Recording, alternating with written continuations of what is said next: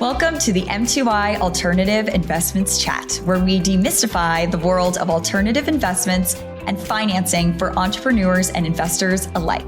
With these discussions, we hope you're more empowered to unlock opportunities in your business or portfolio. Hello, and welcome to another episode of M2I Alternative Investments Chat. My name is Erin. I'm your host, and this is my co-host, Erica. It's my understanding that this podcast will be dropping on Christmas Eve. So for those of you who are participating in holiday festivities, whether that be Christmas or something else, wishing you a very happy holiday season. And we hope all of you are cuddled up with your families, maybe by a fireplace if you're in a place where it's cold enough for that. Hot cocoa. With marshmallows. Exactly. We hope mine will have adult things in it. Yes. Yeah. If you're 21 plus and want to partake, you could put a little. I'm in a candy cane. Oh. What are you talking about? Get your mind out of the gutter, Erin. Over there, Erin. Bad influence. Anyways, happy holidays. Today, we are not talking about the holidays, but we are talking about socially responsible investing, or SRI. Erica, can you talk a little bit more about what that is? Yeah. The definition of SRI, or socially responsible investing, is an investment strategy that seeks to generate financial returns while also aligning with ethical, environmental, and social values. This concept stems from conscious capitalism, which was created by John Mackey. He's the co-founder and CEO of Whole Foods, my personal favorite. And Raj Sisada, he's a marketing professor at Babson College. So these two guys, they created conscious capitalism. And that is a socially responsible economic and political philosophy. Proponents believe that businesses should operate ethically by serving the interests of all stakeholders, not just the corporate management of the shareholders. So everybody gets it. That's right. There's actually 4 guiding principles behind conscious capitalism, and those are higher purpose, stakeholder orientation, conscious leadership, and conscious culture. You mentioned Whole Foods, but Amazon, Starbucks, Trader Joe's, and Southwest Airlines are a handful of companies that embrace the principles of conscious capitalism. First of all, love all of the above. Definitely support all of them, probably more than I should, but that's fine. So with SRI, investors choose to disqualify investments based on ethical values. SRI aims to investors aim to invest in companies or projects that have positive impact on society and the environment, and to avoid those that contribute negatively. I think that's really cool. Like, you want to do something good, you want to invest in somebody good with you. Right. So unlike traditional investments that primarily focus on financial profits, which all of them kind of do. Sure. But SRI aims to address social issues and create more meaningful change while still providing that financial returns to their investors. Yeah, that sounds like the best of both worlds. We've talked a little bit about ESG criteria on our pod before, Yes. But we can dive into that a little bit deeper here, as it's actually used. The ESG criteria is sometimes used to determine conscious capitalism investments, or SRI investments. So ESG, environmental, social governance, that's what it stands for. And under the environmental, this would assess how a company manages environmental risks and opportunities, such as their carbon footprint, waste management, and the use of natural resources. Under the social, this examines a company's relationship with its employees, customers, suppliers, communities, including factors like labor practices, human rights, and community impact. Those are good. And the G, governance, evaluates how a company is governed, including issues related to board diversity, executive pay, transparency, and ethical business practices. This is all sounding great if you ask me. So I'm liking this so far. Yeah. So we can, you mentioned something about financial returns and how this can actually be, a lucrative investment. Can you expand on that a little bit more? Absolutely. So social impact investing, it's a growing trend in finance. You're going to see a lot of this because we are trying to leave the planet better than we found it. I think that's kind of how millennials and the generations after that don't really matter because millennials are the best. We've talked about that in a previous podcast since you and I are both millennials. I'll let you have this one. What's I that? said I'll let you have this You're one. in the group. Don't even act like you're not. Got 1 foot in, 1 foot out. Fair. Okay, you win on that one. So like I said, it's a growing trend in finance, and it emphasizes generating measurable social and economical benefits alongside with those financial returns. This form of investing is completely transforming how companies engage with sustainability and their broader societal responsibilities. Again, they want to look good in the eyes of their investors. So with SRI, there is a dual objective of achieving financial returns and then that positive social impact. Right. And we know that those two things don't necessarily go hand in hand. They definitely don't. Just because an investment is an SRI investment, it doesn't mean that it will yield high returns. But of course, that's true of any investment. Just because you make an investment doesn't mean that you will have high returns. True. An investor still has to assess the financial outlook of the investment to see if it might be a good investment opportunity. But the great thing is that this could mean funding projects or organization that address issues like poverty, education, healthcare, and climate change. Maybe you are able to find an investment in an area that you're really passionate about. I like that. So there is often a focus on measuring the impact of investment to ensure that it's delivering on its social and environmental goals. And this can involve setting specific targets and metrics, which we'll get into in just a little bit. Sure. Yeah, but something I want to touch on is the benefits of SRI. Why would somebody want to do this?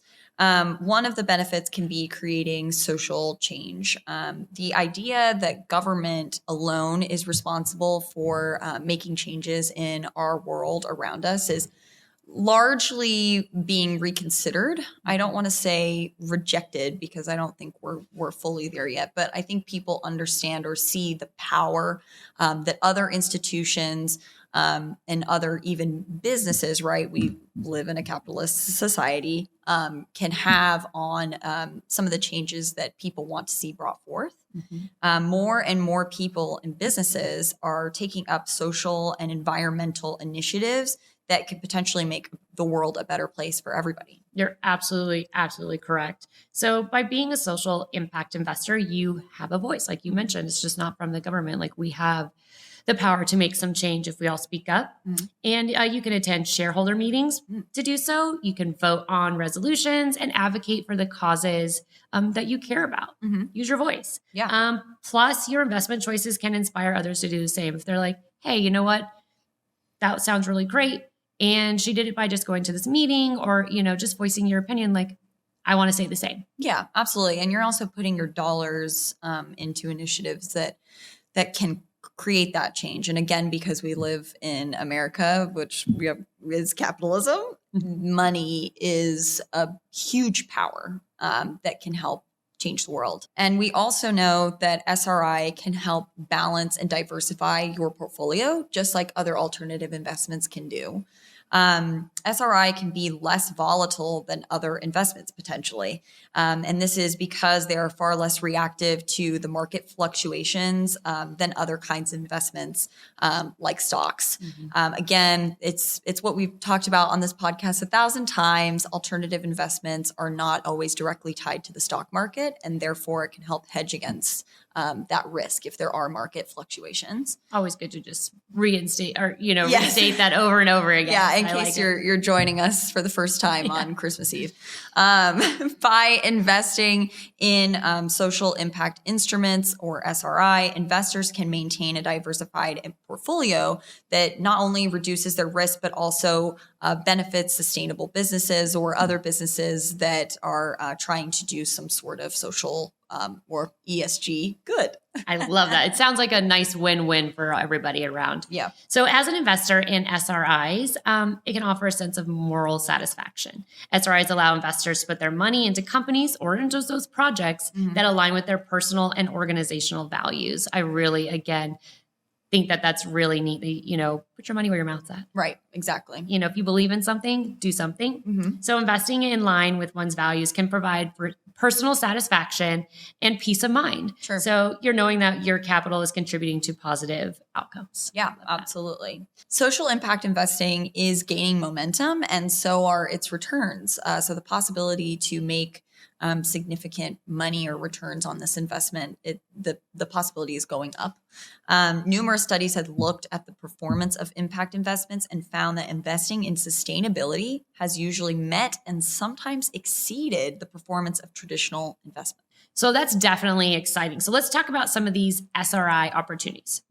There's ethical mutual funds and ETFs, which are investment funds that apply SRI criteria to select their holdings, such as funds focused on clean energy and socially responsible companies. So according to Fund Tracker in Morningstar, by the end of 2021, there were 534 ETFs and mutual funds that purported to invest in companies screened for factors related to SRI principles, such as environmental and social impact. That's kind of a lot, 534. Yeah, it's gaining momentum. I love that. This is probably the most accessible form of the SRI currently. So we like that a lot. Yeah, absolutely. And some of the, it's obviously not the only SRI opportunity, but it is the most accessible. But there are other opportunities such as community investing and sustainable real estate. Community investing involves directing capital into communities or projects that might be underserved by traditional financial markets, such as local development projects or microfinance institutions. And then sustainable real estate, this would involve investing in properties or real estate projects that adhere to environmentally friendly building practices and contribute positively to the community. But I want to dive into how investors or advisors evaluate these investments. Like, how do you know it's a good opportunity? Yeah, so many investors are eager to generate, again, they want to generate revenues, but also do good, so that do well by doing good motto. So forecasting gains, however, is often difficult, as nothing similar in this market exists currently for evaluating these environmental rewards in dollar terms. So it's like, how much does a tree equal? Right, sure. So key industry players have recognized these analytical shortcomings and have stepped up their quest to better understanding the impact measurable and the management. So they've created a new metric system called Impact Multiple of Money, IMM. Yes, I actually have heard of that. And the IMM consists of 6 steps, which we will dive into now and buckle up because it's a lot. Seatbelt sign is on, folks. Yep, seatbelt sign is on. Please return to your seats. So first step is to assess the relevance and scale. Investors should begin by considering and evaluating the relevance and scale of the product, service, or project. How many people will this service reach? And how deep will its impact be? Those are all questions to ask. A program's impact is not just about the number of people that it's touched, but also about the improvement that it has achieved. Number 2, or step 2, is to identify target social or environmental outcomes and determine whether existing research verifies that they are achievable and measurable. Fortunately, investors can draw on a huge array of social science reports to estimate a company's impact potential. It just requires some research. My favorite thing. Your favorite thing. Step 3 is to estimate the economic value of those outcomes to society. Once you have identified target outcomes, or rather the company or investment opportunity that you are wanting to invest in has identified that. Social impact investors need to find an anchor study that robustly translate those outcomes into economic terms. Again, how many trees equals how many dollars? Exactly. You can do a little research. Exactly. Next step is to adjust for risks, which, if it's not research, it's risks. Pick one. Double R over here. We're going to talk about both of them in every podcast. But just because an investment checks our satisfaction box on the social and environmental benefits doesn't mean that there is little to no risk. Yeah. You should use anchor studies as a guide. And the more that you have to assume, the more likelihood that there is greater risk. Yeah. If there's lots of questions, means you might want to just hang back and see if maybe an anchor study comes up later. Yeah. Or maybe that project that you were thinking about investing becomes the anchor project. Yeah, that's true. It could. And you know what they say about assumptions. I'll let y'all fill in the blanks, but it's not ever really great to make assumptions. Don't. That's what it says. Assumptions. Don't. Yeah, assumptions. Don't do that. And then after that, you want to estimate the terminal value. In finance, terminal value estimates a business worth in dollars. And this is a new concept that it's not a new concept, but it's new to the social investing or the SRI world. Okay. For many projects, the social impact does not outlive the program. On the other hand, some can have longer term impact. Think about like solar panels. Gotcha. And then the final step is to calculate social return on every dollar spent. The final step in calculating an IMM differs for businesses and investors. Businesses can simply take the estimated value of a social or environmental benefit and divide it by the total investment. Okay. Investors, however, must take an extra step to account for their partial ownership in the companies that they are invested in. So, how do you even begin? I know, after all that. SRI, opportunities. Where do you even start? Yeah. So if you're interested in investing in an SRI, I think a good place to start would be to like define your personal goals and values. What is important to you? What's important to me may not be as important to you, or vice versa. So identifying your priorities. What social, environmental, or ethical issues are most important? Again, we talked about that. So examples of SRI goals are renewable energy projects. You mentioned that earlier, the solar panels, there's wind and other renewable energy sources. I like when I was a kid driving out to California, see the big windmill turbines. And I'm always like, those are so cool. I didn't really ever think about that. There's probably people who invested in those way back when. Totally. Another example would be affordable housing. So financing projects that provide housing for low income families. There's education financing, supporting loans and grants for students in need.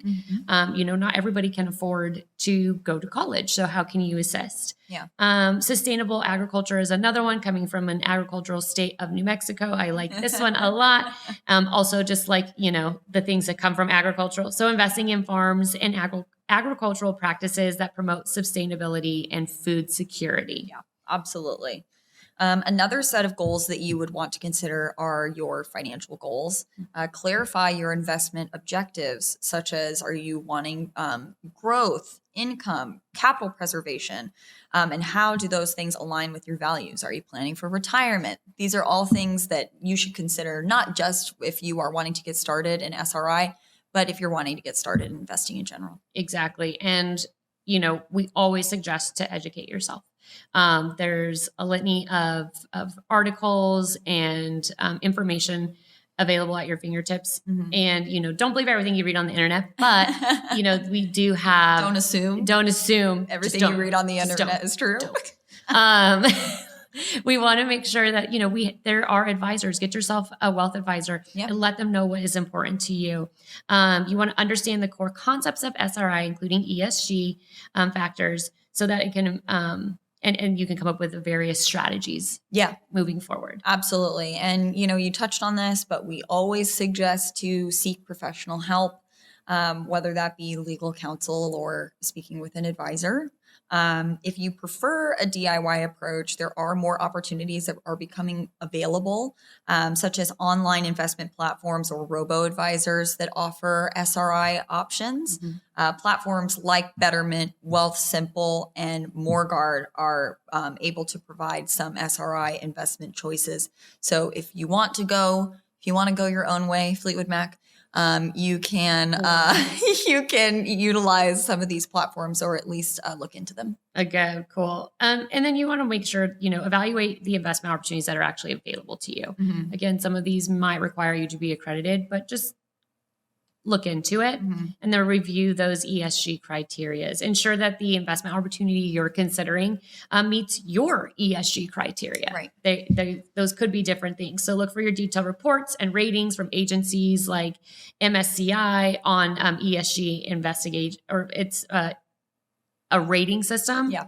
And a lot of people, so like Morningstar will put those out. So just look into those. Yeah. And then you want to make sure you have that access impact. So for impact investing, evaluate how well the investment delivers on its promised social or economical outcomes. They might say, we're going to plant 50 trees. And if you go over and you're like, well, there's only 5. So whatever happened to the other 45? Sure. Make sure they're doing what they're saying. Yeah, absolutely. Definitely look into that, follow through. Now, after all of that, the only thing that's left to do is invest after you found an opportunity that you are excited about. So what is in store for the future of socially responsible investing? Again, that increase of interest is definitely growing. Yeah. It's expanding into the realm of the financial world. Like it's starting to become the norm as opposed to the little guy on the outside. The results of a 2021 survey by an investment firm from Natix showed that the millennial Americans, see, I like them, now in their late 20s through their early 40s are twice as likely as a general investor to actually focus on socially responsible investing. Again, we want to leave this planet slightly better than the way we found it. Yeah, it's becoming more legitimized and more popular. Obviously we're talking about it in this podcast, but it's being talked about all over the place. Oh, yes. Not the only people that are talking about it. Nope. So that kind of brings us to the end of our podcast here. I do want to touch on some of the key takeaways from today's episode. It's sounding like the future is bright for SRI. I can only imagine, if we're still cranking this podcast out in a year, like what new developments we'll be covering then. But at the moment, it's becoming more and more popular, and it's a great way to make an impact while also potentially generating high returns for yourself on your investment. SRI can make investors feel more passionate about investing because if they know that their money is making a difference or they're able to invest in something that they really care about, of course, that'll make you more excited to invest, which overall is a really positive thing. I like that. And if you'd like to hear more about our socially responsible investing, we encourage you to, explore those opportunities.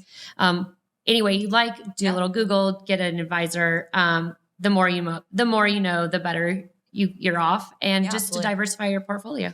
Knowledge is power. Somebody said that once. It was me. I was the one who it said was you? Quote Erica. Thank you so much for tuning into this episode of M2I Alternative Investments Chat. Don't forget to like and subscribe and leave us a comment. We'd love to hear from you. And for those who are celebrating, Merry Christmas, Happy Holidays, and Happy New Year. See you next time, everybody.